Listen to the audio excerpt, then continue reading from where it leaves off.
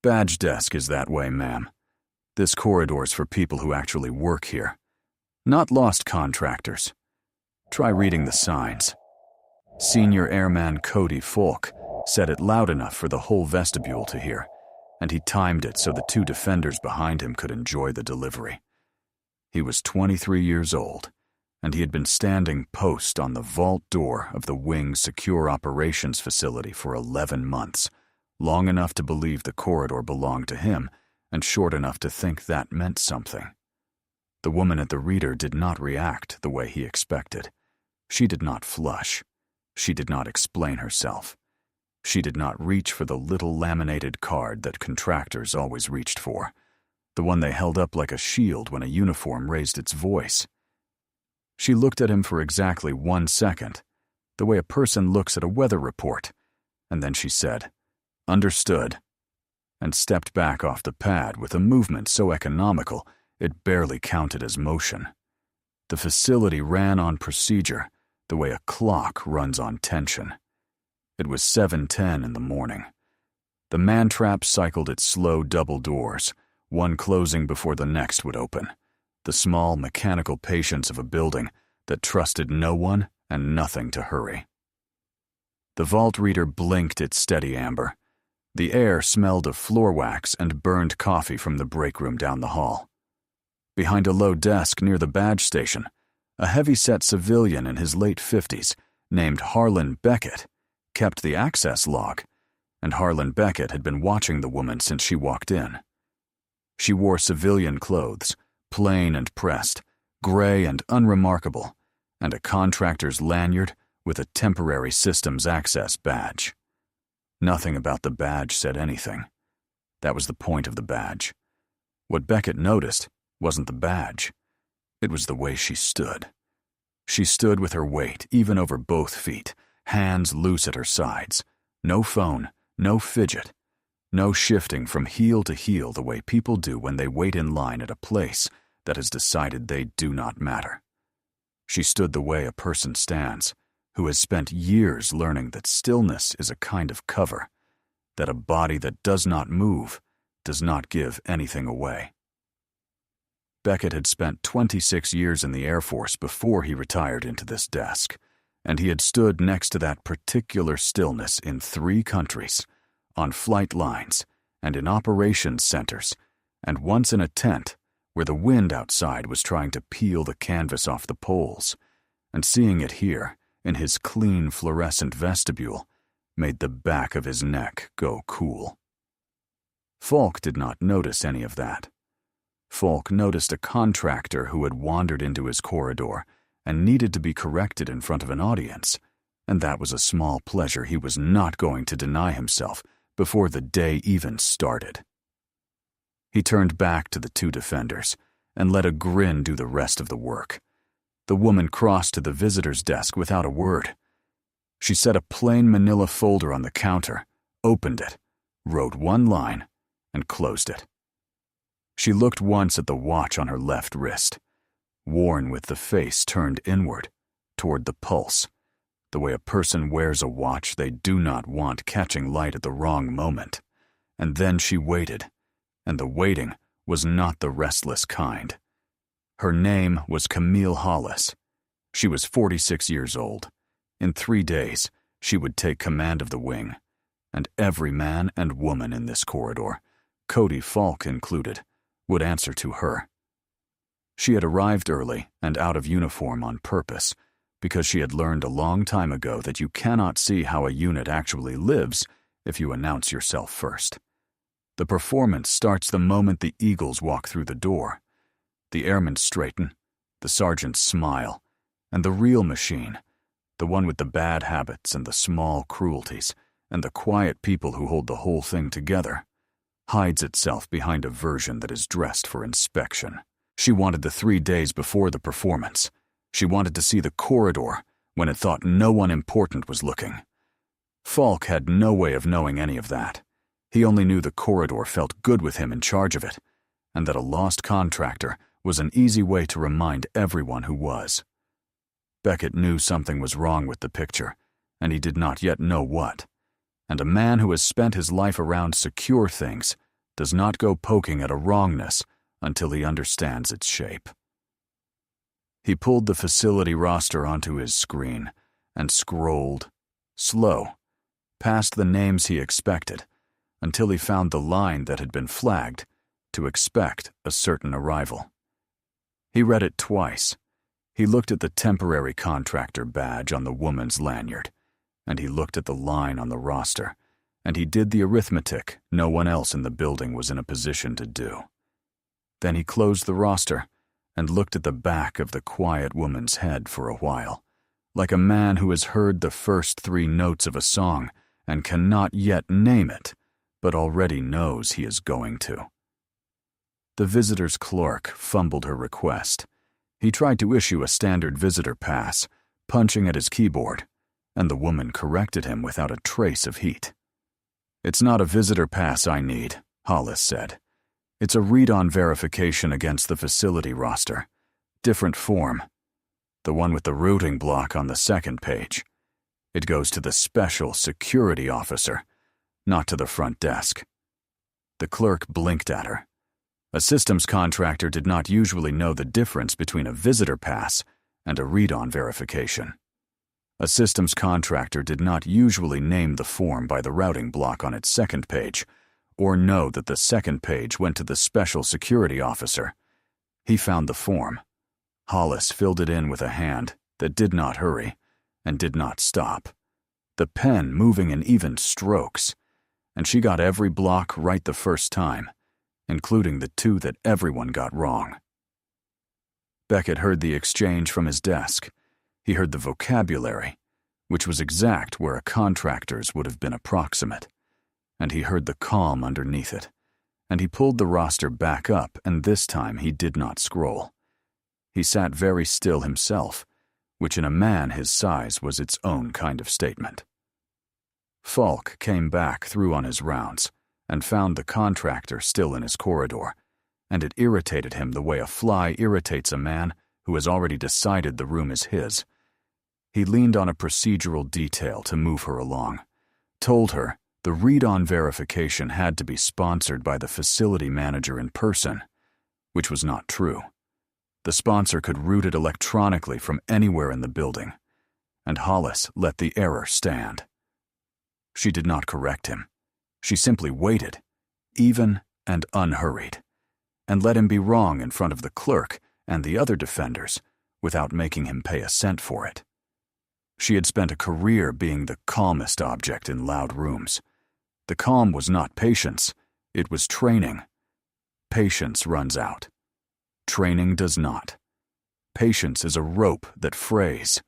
Training is a habit worn so deep into the body that it holds when the person inside it has stopped believing in anything at all. Beckett closed the roster and did not open it again. He knew now as much as he needed to know. He also understood that the woman had come in without her rank on purpose, that the plain clothes and the nothing badge were a choice and not an accident. And that meant she wanted the door to stay shut until she decided to open it. So he said nothing, because saying something was hers to do and not his, and because a man does not spend another person's cover just to feel useful. Around midday, a genuine problem surfaced, and it was the kind of thing a systems contractor truly would not have caught. A courier arrived at the desk with a sealed transfer case and the wrong cover sheet. The classification block printed on the outside did not match the routing on the manifest, a small mismatch that 99 people out of 100 would have waved straight through because the courier was in a hurry, and the desk was busy, and the line behind him was growing. Hollis, waiting off to the side with her folder, said one quiet sentence to the clerk before the pen touched the page. "Your cover sheet's a level above your manifest," she said. "Don't sign for it until they reconcile. If it's actually what the outside says it is, it doesn't move on that manifest at all. It doesn't move today." The clerk stopped, looked at the case, and understood in a cold rush that she had been half a second from an error that would have followed her for years. She held the case. The courier stepped away to make a call, and Beckett, at his desk, wrote a single line in his private log that had nothing at all to do with Falk. The contractor had just caught a spill before it happened, from 10 feet away, without laying a hand on the paperwork. Contractors did not do that. Contractors did not even know where to look, or that looking was their business. Only one kind of person walked into a secure facility and read its hazards by reflex, and that kind of person did not wear a temporary badge unless they had a reason to want one. By the end of the first shift, the quiet woman had become the corridor's entertainment. Falk coined the nickname somewhere around 1000 hours, and it was not clever, which was exactly why it spread. The Lost Lady. He said it to the day crew, and the day crew said it back, and by noon the phrase had the worn ease of a thing everyone had agreed to find funny.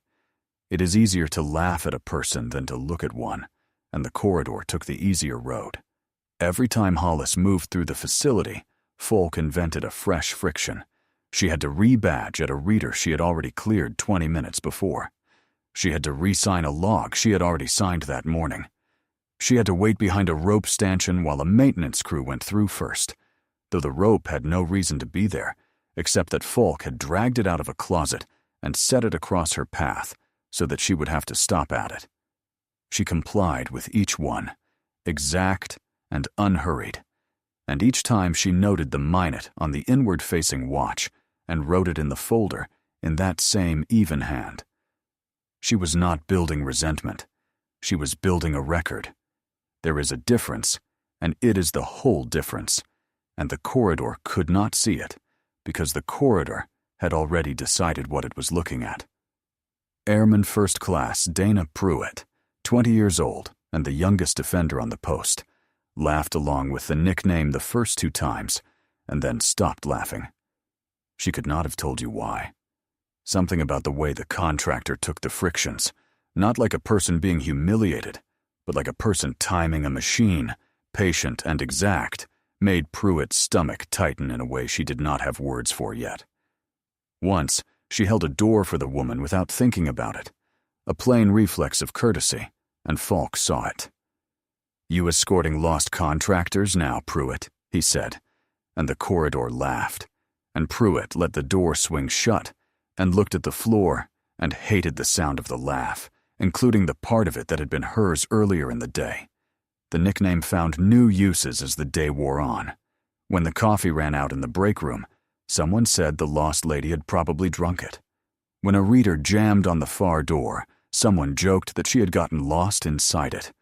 It was the small, grinding cruelty of a group that has decided one person is fair game, and that the deciding is itself a kind of belonging, that laughing together at someone is a cheap way to feel like a team.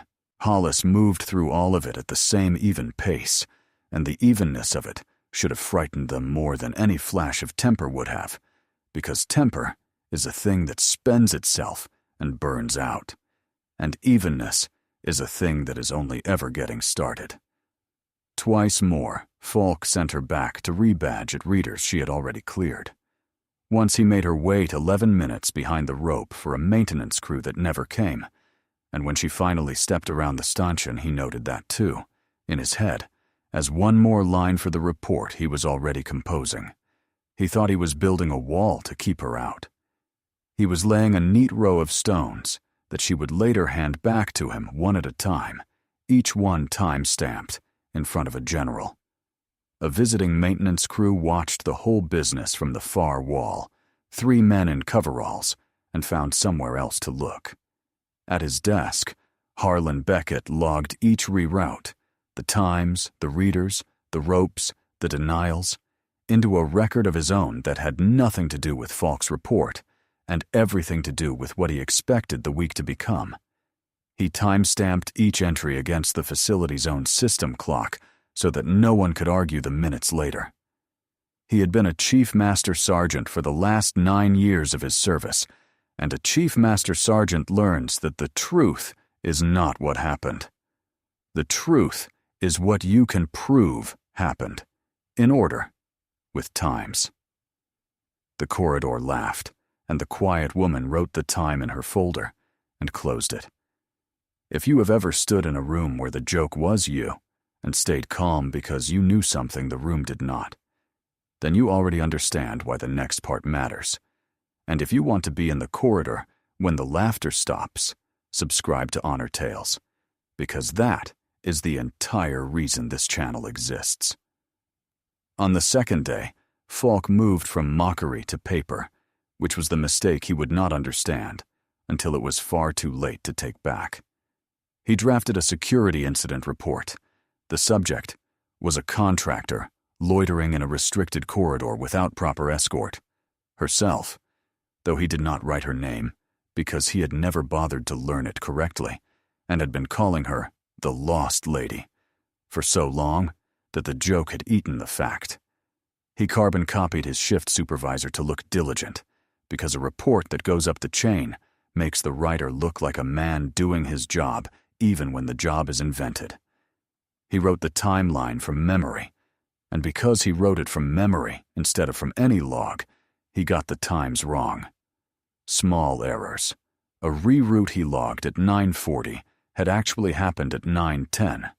A denial he recorded as coming before the badge flag had, in fact, come after it, caused by it.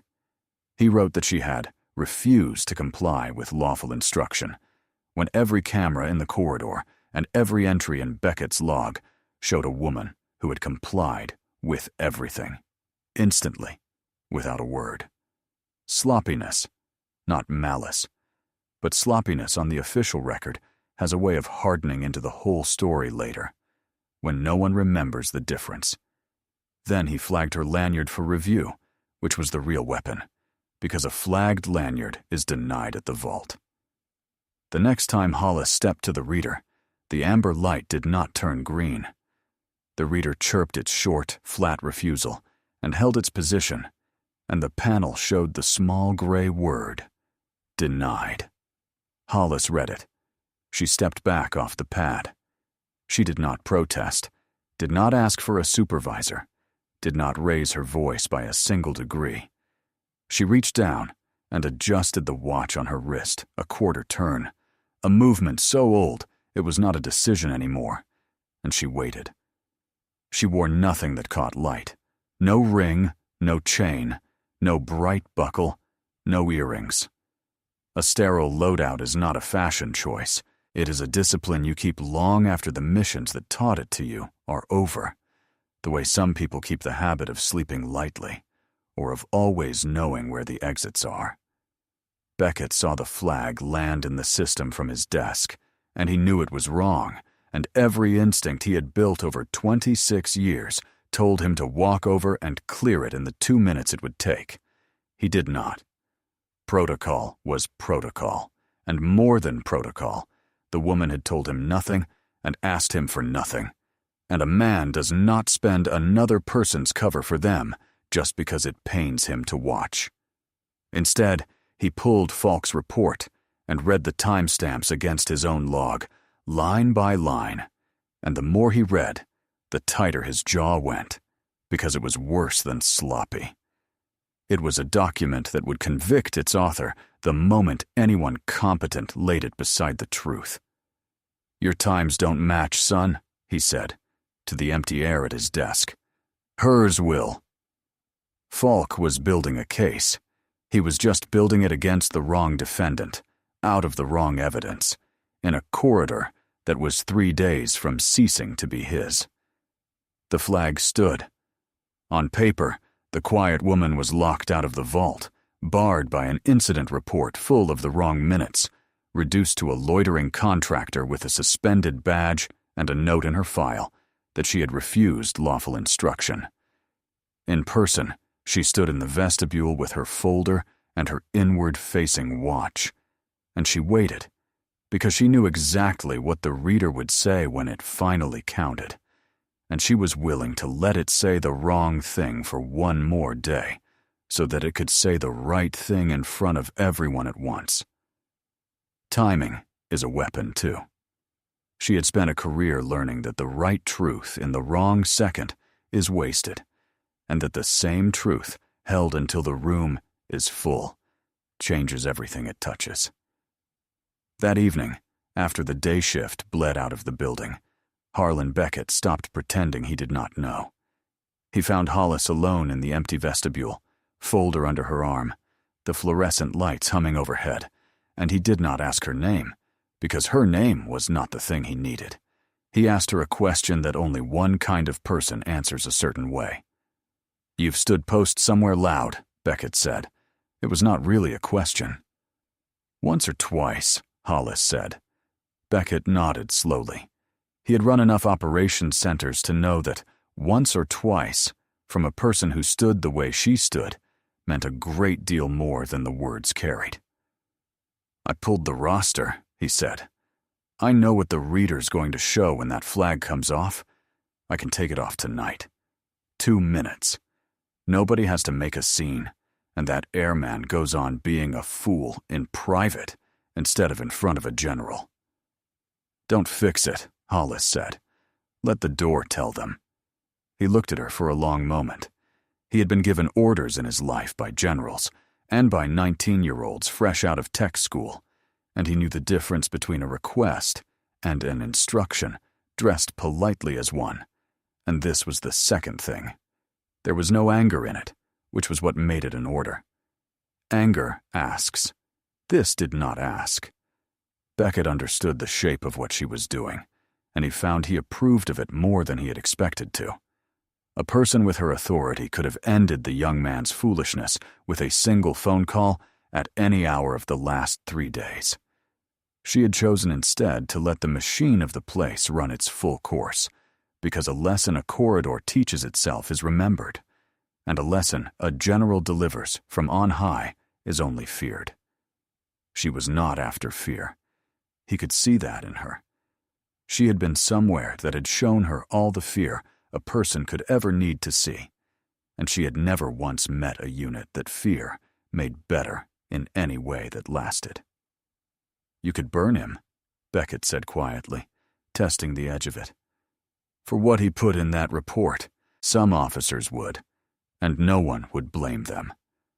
"Burning him teaches the corridor to hide its faults," Hollis said.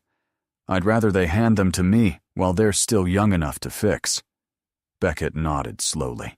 It was the answer he had hoped for and had not let himself count on. "There's a briefing at 0900 tomorrow," he said. "General Faircloth's chairing it. You're on the read-on list for that vault. It's the pre-command brief." "I know," she said. "I'll badge in for it."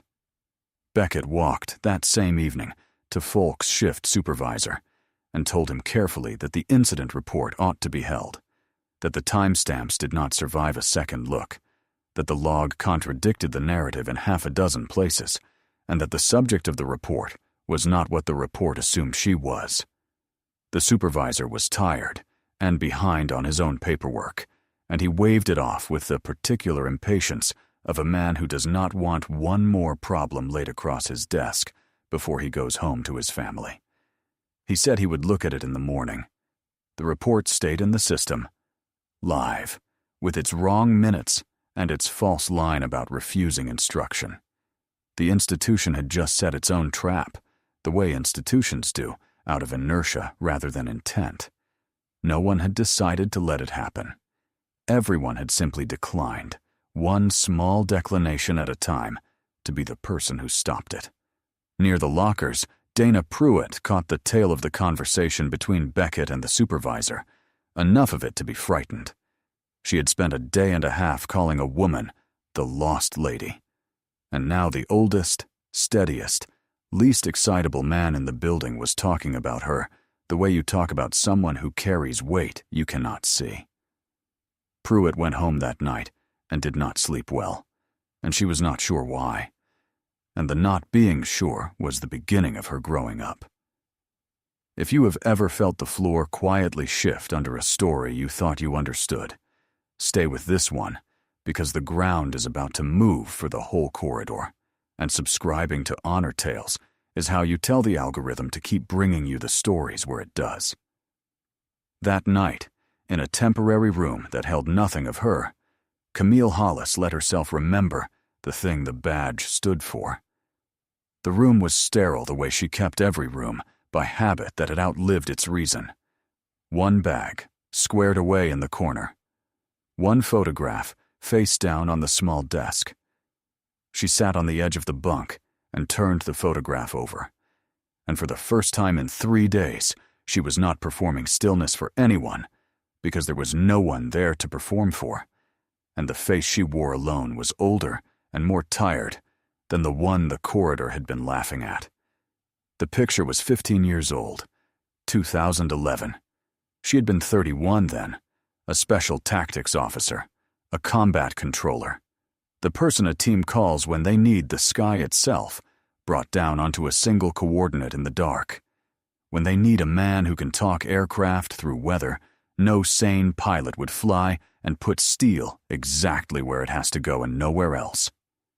In the photograph, a young technical sergeant grinned on a flight line with the wind pulling his sleeve sideways, one hand up to shade his eyes, and his name was Owen Trask, and he was 28 in the picture and would not get any older than that. The operation had a name that almost no one alive was cleared to say aloud. The weather had been the enemy as much as anything carrying a rifle. A storm that had grounded every aircraft anyone else would have trusted. A ceiling that came down over the mountains like a lid closing on a pot. She had talked the birds in anyway, because that was the job. Holding a scrap of ground she had no business holding. Reading a killing sky by the feel of the wind on the back of her neck and the numbers coming through her headset, and putting what had to come down exactly where it had to land and not 30 meters left, where her own people were. She had brought the team out through weather that should have taken all of them. It had taken one. Trask had stayed behind to hold a corner so that the rest of them could move, because that was the kind of man he was, the kind who does the arithmetic of a bad night and puts himself on the wrong side of it on purpose. The storm had swallowed the last of the usable light before she could get back to him. She had carried what she could carry to the exfil bird herself, across ground, that kept trying to take her feet out from under her, and she had not spoken a word for the whole flight home, and she had not cried until she was alone, days later, in a room as bare as this one. There were things about that night the filing number could not hold. The way the wind had changed pitch in the last hour, dropping half an octave into something that sounded almost like a voice, a sound she still heard sometimes, in the seam between sleep and waking. The calm she had kept in her own voice on the radio, while everything inside her wanted to come apart, because a combat controller whose voice shakes gets people killed, and so you learn to take the shake and put it somewhere else. Somewhere it will wait for you patiently until the mission is over, and you finally have the time to feel it. The exact weight of a man you are carrying who has stopped being able to help you carry him. She had learned that weight that night, across ground, that kept trying to take her feet, and she had never once been able to set it down. She had received the debrief and the quiet handshake, and the word that would ride on her credentials for the rest of her career, and then she had gone back to work, because that too was the job. You bury your own, and you brief the next mission, and you don't let the grief make you careless, because careless is exactly how you turn one photograph into two. From that day forward, she had made herself the calmest object in every loud room she entered. Most people who met her mistook the calm for coldness, or for arrogance, or for the flatness of a person who did not feel things, and she let them think whatever was easiest for them, because the truth was nobody's business but Owen Trask's, and Owen Trask was in her breast pocket grinning, where he had ridden for 15 years. The code word had been assigned to that operation, and to the small number of people read into what it had cost, and why. On her badge, it was not a rank. It was not a decoration.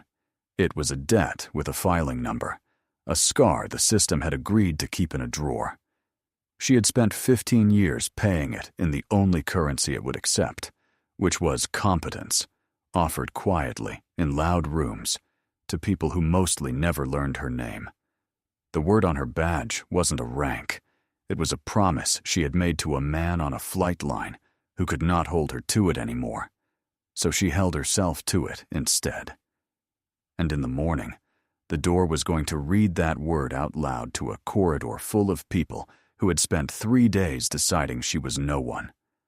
She set the photograph upright on the desk where she could see it. Owen Trask, grinning into a wind that had stopped blowing 15 years ago. And she set her alarm for the briefing. And she slept the clean, complete 4 hours of a person who has already decided exactly how tomorrow ends and simply has to wait for it to arrive. The morning of the briefing, Cody Falk crossed the last line he had left to cross. By 0840, the corridor was full. Officers filed toward the vault with their coffee and their folders and the low murmur of people who know each other's ranks. General Faircloth's aide, a sharp lieutenant with a checklist, stood near the door matching names against a list. Beckett was at his post, and he had moved his chair a few inches to the left so that he faced the reader squarely, the way a man positions himself when he expects to need to see something clearly. Into that crowded procedural morning, Colonel Camille Hollis walked in her plain gray civilian clothes with her folder under her arm, and she went toward the vault reader, the way she had gone toward it for 3 days, unhurried, taking up exactly as much space as one person needs, and not an inch more. Falk stepped between her and the pad.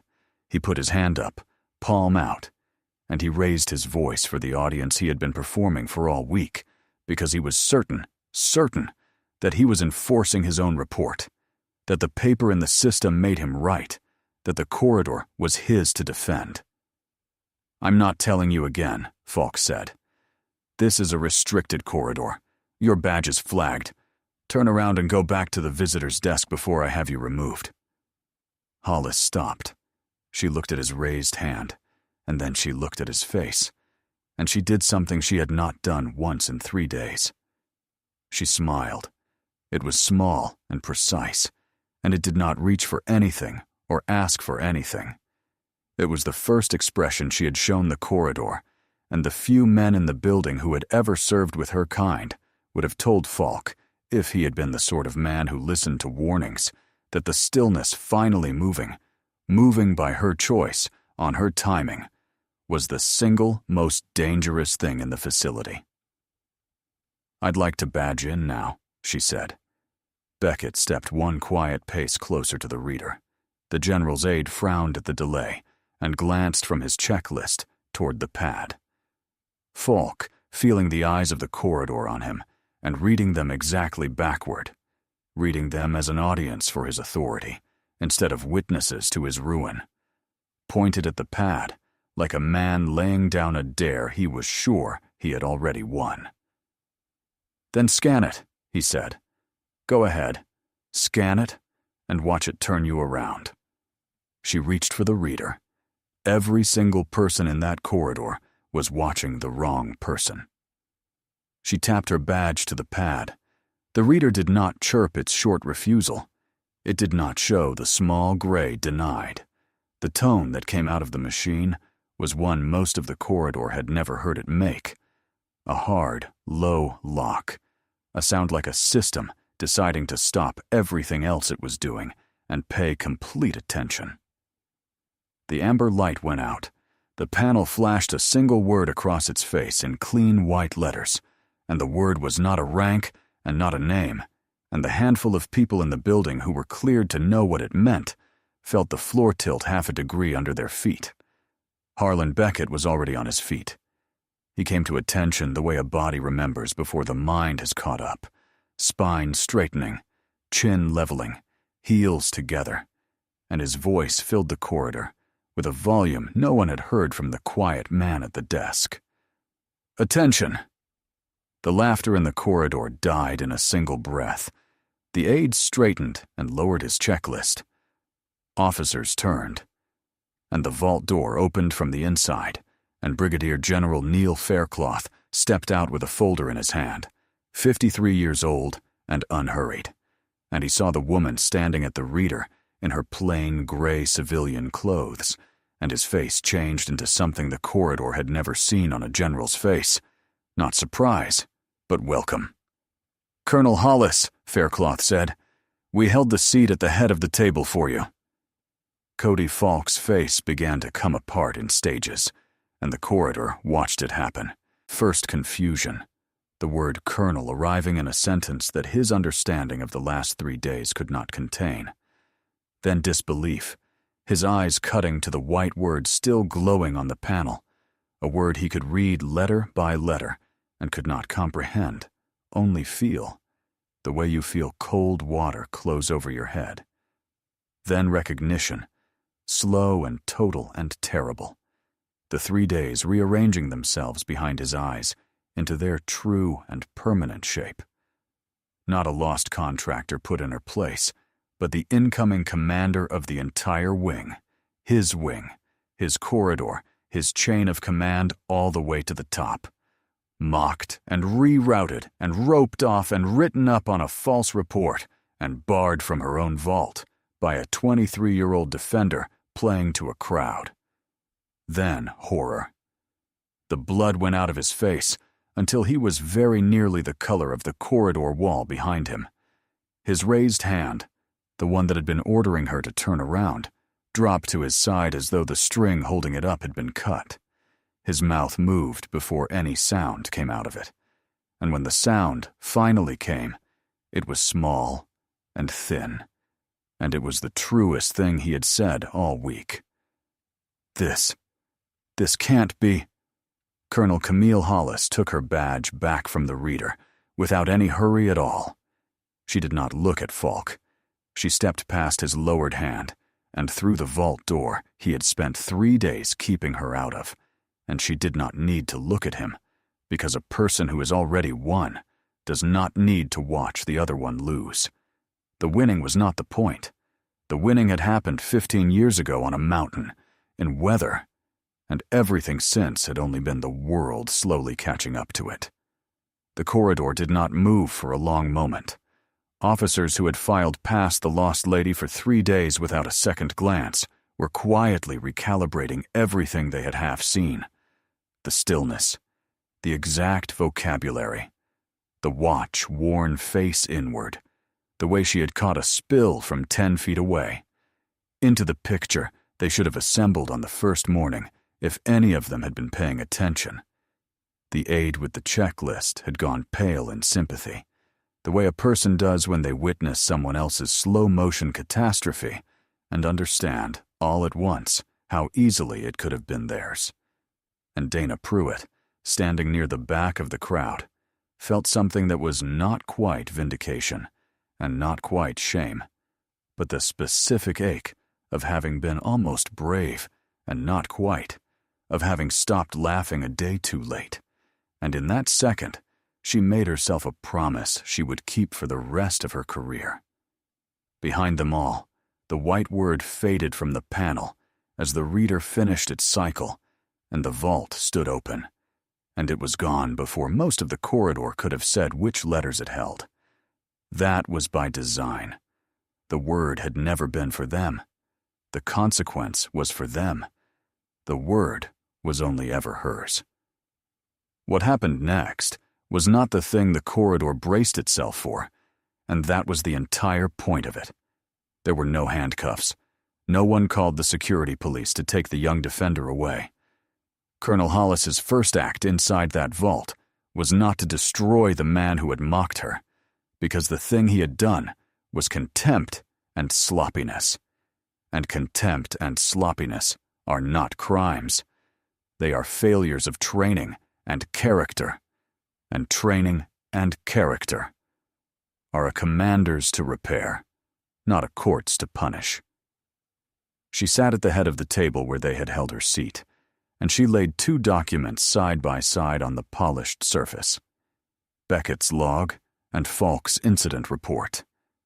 She did not perform it. She simply set them down where the others at the table could see, and she let the paper do the work. Every wrong minute in the incident report stood next to the right minute in the log. Every false line, refused to comply, loitering without escort, stood next to the time-stamped truth. The report did not need to be argued with.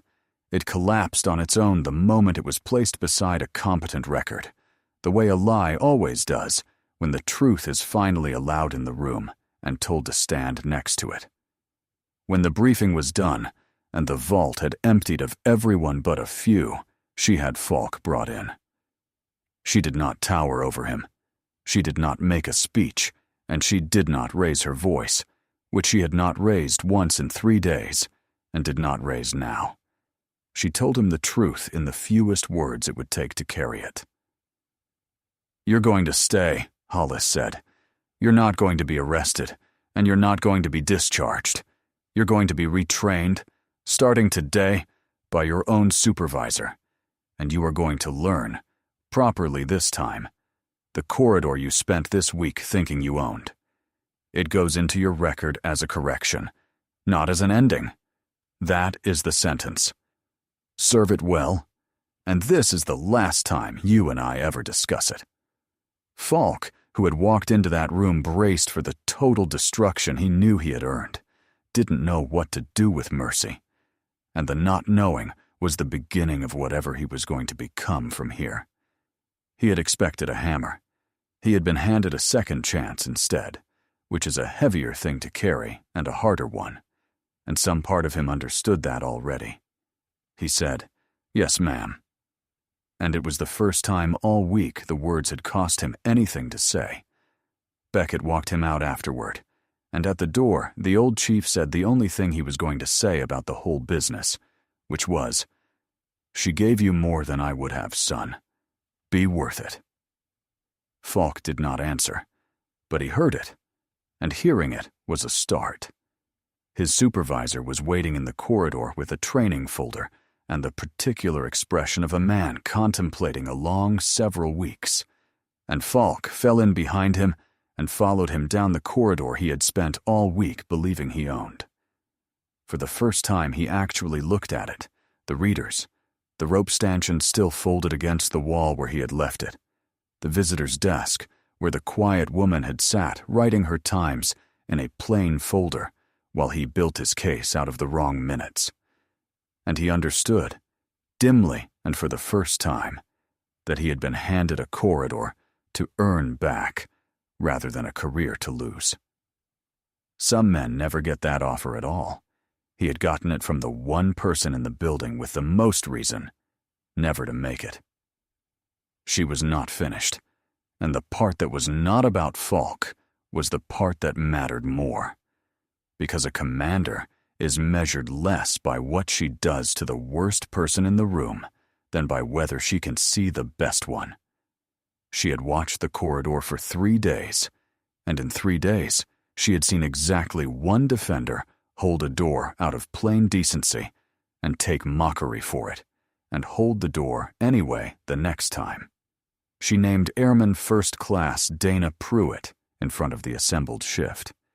She cited her for conducting herself with courtesy and steadiness under pressure, when courtesy under pressure had cost her something, and steadiness had been in short supply all around her. She put Pruitt forward for the leadership development track, the one that turns a good airman into the kind of non-commissioned officer a wing is actually held together by. Pruitt stood very straight and did not trust her own voice enough to use it. And at the back of the room, Harlan Beckett allowed himself the smallest smile of a man who has watched the right thing happen. For once, at the right time, to the right person. If a story about the patient ones winning quietly, winning without cruelty, winning in a way that leaves the world a little more just instead of a little more broken, is the kind of story you want more of, this is the moment to subscribe to Honor Tales, because there is always another corridor, and always another quiet person the room has not yet learned how to see. Days later, at dawn, on an empty flight line with the sky going from gray to gold at the edge, the wing gathered in formation, and Colonel Camille Hollis pinned on her command. The Eagles caught the first flat light coming off the ramp and held it. In the breast pocket of her service dress, over her heart, she carried a photograph 15 years old, a young sergeant grinning into a wind that had long since stopped blowing, because you carry the ones you could not carry out, and you carry them into every room you are ever given command of, and you let them stand at your shoulder while you decide what kind of officer to be that day.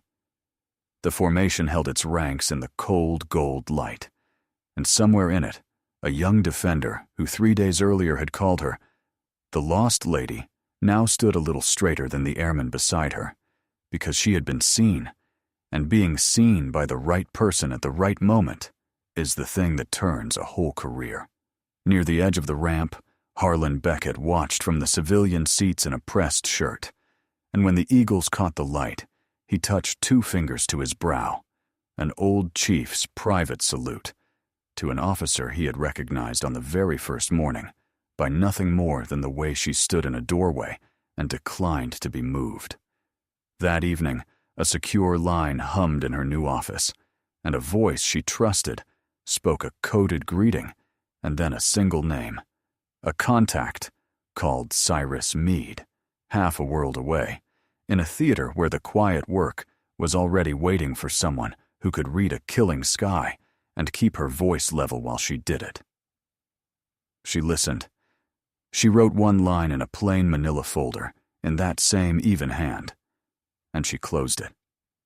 The eagles on her shoulders caught the last of the morning light, and the quiet woman was quiet still, and now the whole wing knew what that quiet was. Every soldier carries a story that few ever hear. Listen with your heart. Thank you for staying and watching. Subscribe to Honor Tales for more.